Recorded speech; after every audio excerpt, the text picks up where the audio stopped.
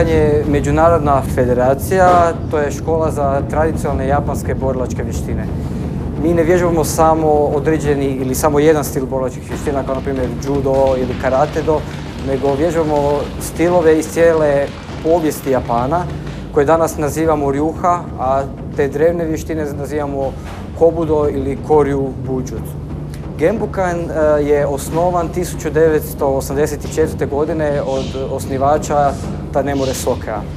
Njegov učitelj Takamatsu Sensei je kroz cijeli život skupio i vježbao nebrojeni broj tih stilova ryuha i predao ih različitim učenicima u različitim razdobljima kroz svoj život. Tanemura Sokea je skupio sve te vještine ryuha i omogućio današnjim ljudima vježbati tu vještinu neizmijenjenu egom pojedinca ili komercijalnim zahtjevima društva. U Genbukanu, odnosno u Genbukan Mangetsu Dojo, vježbamo Ninpo Bugei Taijutsu. To je osnovna vještina i uz to u isto vrijeme po kurikulumu vježbamo i tradicionalni jujutsu. Ono što ljudi ovdje uče su borilačka kultura, maniri, onda kolutovi, padovi, udarci, blokovi, bacanja, poluge, kontre na poluge, kontre na bacanja i tako dalje. I kada to sve savladaju i dođu na jedan viši nivo, počinju učiti kratki štap i dugi štap, počinju učiti japanski mač, katanu i ostala oružja. I u sve to vježbaju i kineske borilačke vještine kao Qigong, Qina, Hakesho ili Bagua i vježbaju te izvorne stilove. Pa jedno prije 5 godina sam odlučila da bi se htjela baviti nekom borilačkom vještinom i na jednu preporuku sam došla na trening Mangetsu Dojoa.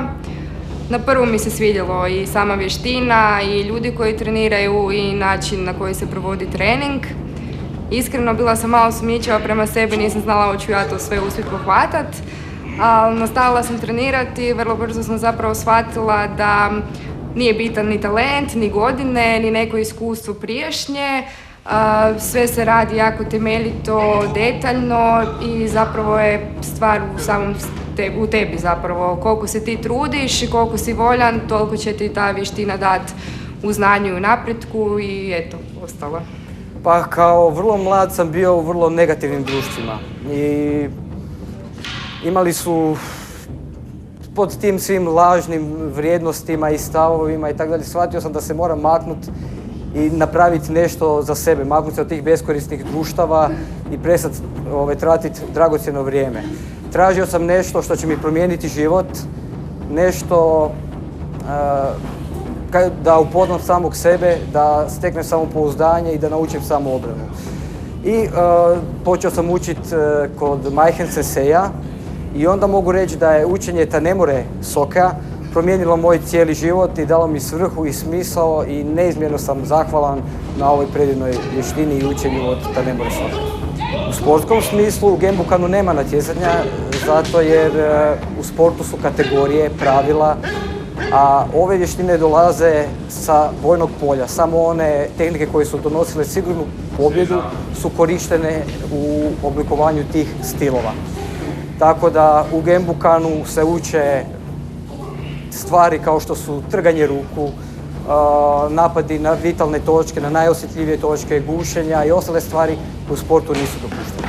Treniranje u Genbukanu je fizički zahtjevno, ali to je i smisao, mislim, ako se želite baviti bilo kojom borilačkom vještinom, a i psihički se treba čovjek isto pripremiti, znači na dobro izvođenje tehnika, primanje udaraca i boli.